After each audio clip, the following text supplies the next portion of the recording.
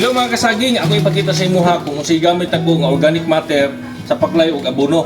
Tanawan ni kini atong gigamit nga abono karon.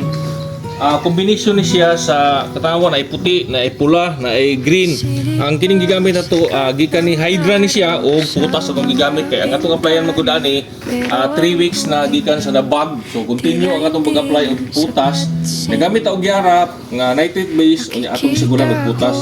Karon para mas paspas pud ang absorption sa ato ang abono, atong gigamitan og kining ubali, organic fertilizer nga atong sagol karon siya. Taas po kayo siya mga nutrient nga green kita ni muna kung mukhang tanawon ang ubali nga product.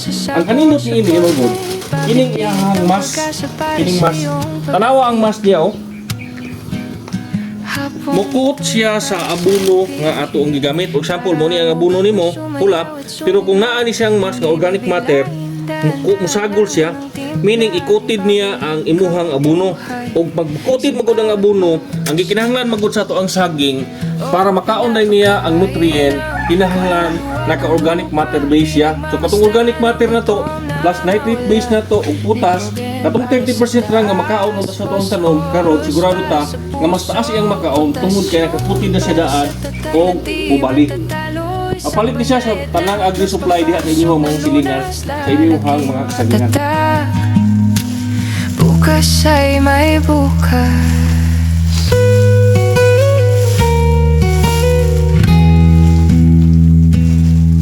Tutunawin sa tubig, itatama ang timpla. Ayaw kitang mapaso, ayaw kitang mabalisa. Ibubuhos sa puno, hahayaang kumapit sa ilalim ng lupa kung saan ang sustansya'y lalapit. Wala nang panunuyot, wala nang lungkot. Lunti ang kulay mo, muling mabubuo mula sa ugat.